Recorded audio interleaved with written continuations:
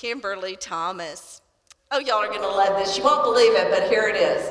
She says she was a former fat kid, an ugly duckling, and a late bloomer, and a small town girl with big God dreams. Can we all just relate to that? I think we all feel that way.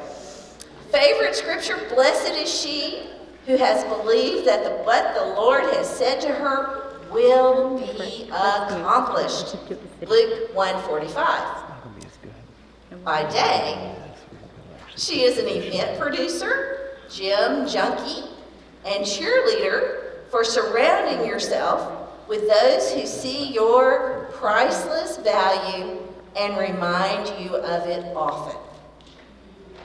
And by night, I love this, she is a bookworm, bubble bath snob, and a high-functioning I'm not going to say addict, we'll say enthusiast, who believes Cinderella shouldn't be the only one whose life was changed by a pair of shoes.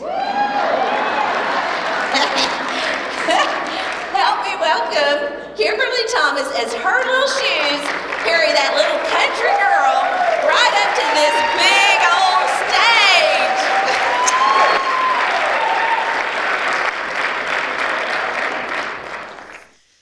Can we talk about what you're wearing?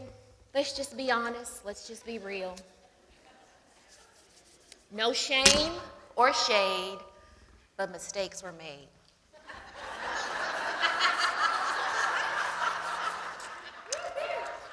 And I have some thoughts. Oh.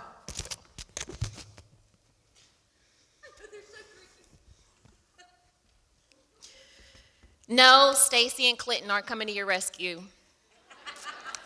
Because this isn't that kind of makeover. This is more like a mini retail therapy session for what not to wear when you're worth more and deserve better.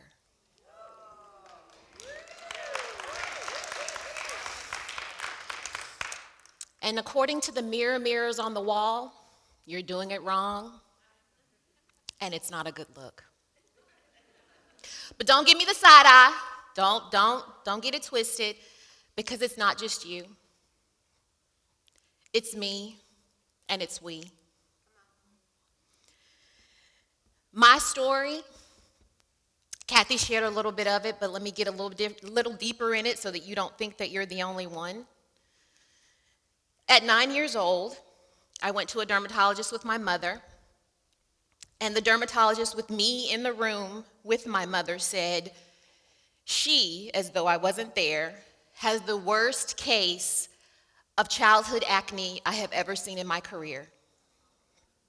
9. By age 19, I was 272 pounds. Not a good look. And back then, the only thing that we at that size had to wear were the bed sheets with the elastic under the boob.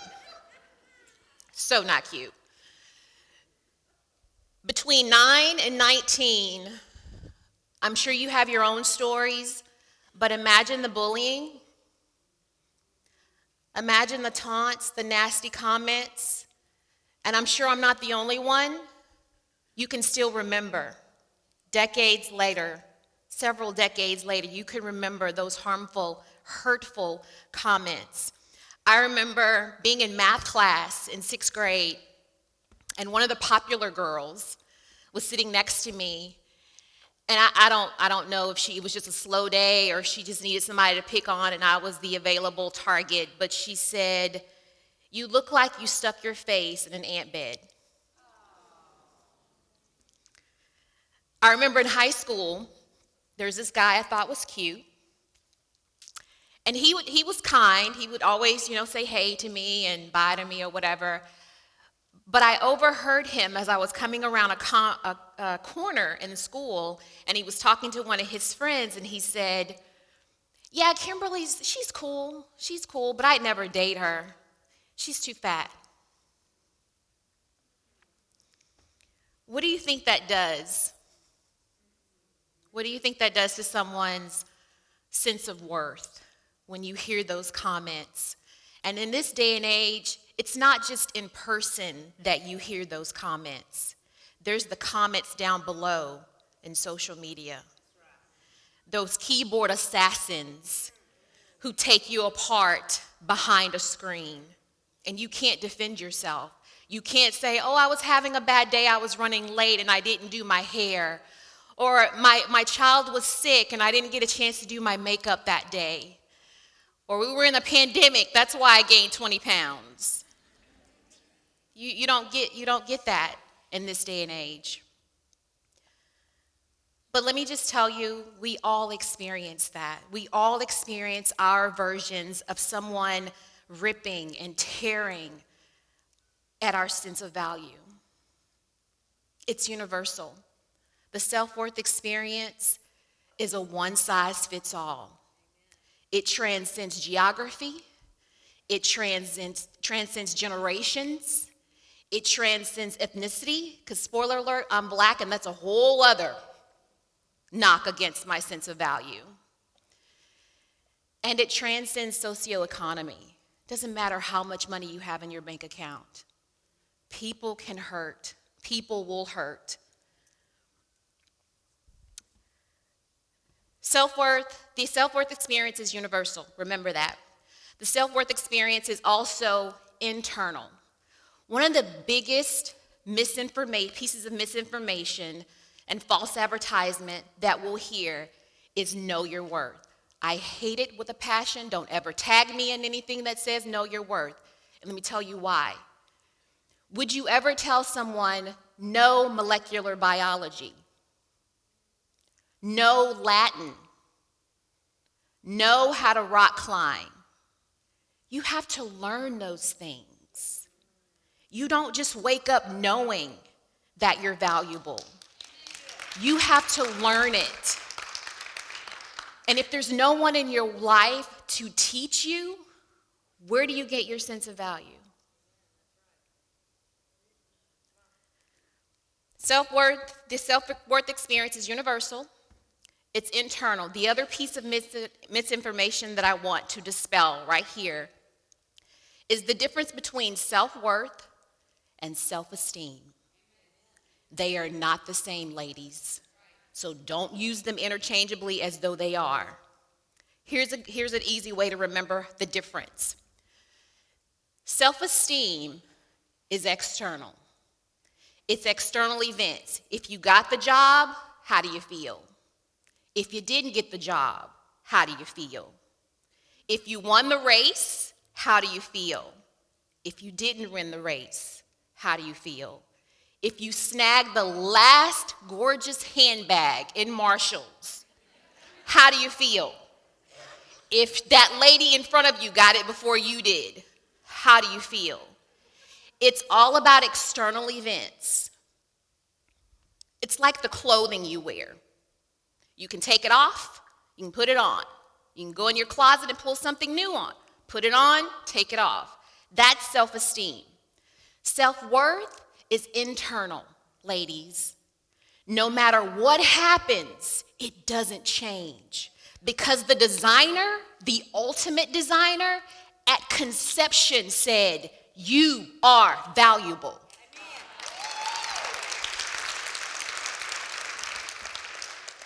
Self-worth is like emotional and spiritual Spanx. We get the visual? When you wear Spanx, everything you put on top looks good.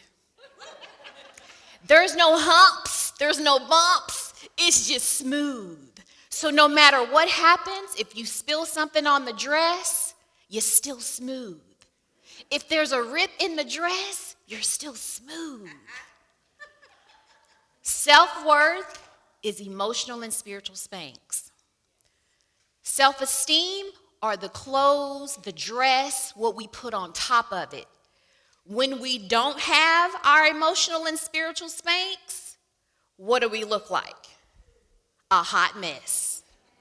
And that's not what we're going for, because we represent the ultimate designer. He said who you are. He said who you're to be, and he says what you're worth. No one else, no matter what happens on this earth, can change that. And if I can learn it, and am still learning it, because it's not a one and done, every day you have to remind yourself of what he says about you, so that no matter what happens, no matter who spills something on you with their reckless words, no matter who rips through, your self-esteem that day because of careless comments, you know who you are. And I need you to wear that. I need you to teach somebody else that, because I can't get to everybody. I can't share my story with everyone, but you're here. You're hearing me, and you can apply what I'm saying to your own story, and you can tell your daughters and your nieces and your granddaughters what it means to be a woman of value. I need you to be my arms and my voice out in communities that I don't have access to. Because let me tell you what happens when you don't know your worth. Your self-perception is affected. You've got foggy glasses. Social boundaries are affected. You allow all kinds of people into your circle, people who are hurtful to who you are and who you're destined to be. Connection with others is hindered because you don't know your value. And as women of faith, your kingdom purpose is affected when you don't know your value. Because if Jesus had never said, Kimberly, I see more in you than the world sees in you, I wouldn't be here. I wouldn't be talking to you today and ruining my makeup.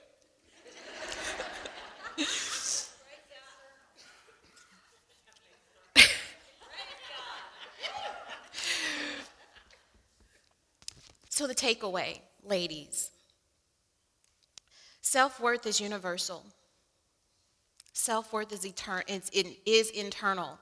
It is the emotional and spiritual Spanx.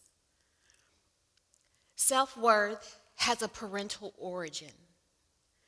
When we don't know Jesus, we don't know what he says about us. So we can't put the emotional and spiritual Spanx on because we don't know our value. And we're allowing everybody else to tell us what our value is. We're allowing everyone else to pour into us crap that isn't us. Telling us, oh, you can't do that because you're too this. You can't be that because you're too that. And we're believing the hype and the lies and the misinformation and the false advertisement, which takes us farther away from who we're destined to be. Because every one of you, no matter what generation you're a part of, you're still on this globe, you still have something to do. So if you still have something to do, I need you to get it together. I need you to get the look together so that I'm not the only one out here trying to do what God's called me to do. Because what you have to do is different from mine. But somebody needs to hear and see whatever it is that you were called and equipped to do. Universal, internal, has a paternal origin. It's wearable. Self-worth is wearable. It's a look, it's a vibe, it's a feel. It says you are worth more and you deserve better. Anyone in your life, at the job, at home, wherever it may be, whatever it may be, your environment, who does not treat you as though you are worth more and deserve better, what are we going to do with them? Forgive them first, but then we need to declutter them. We need to declutter them.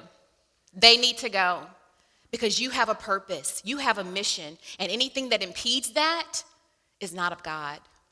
So let me be your personal Silas for the day, for self-worth, and tell you that you are, each one of you, you are worth more and deserve better. So before you leave here today, the assignment is you get with a fellow sister here and you guys help each other on with your spiritual Spanx.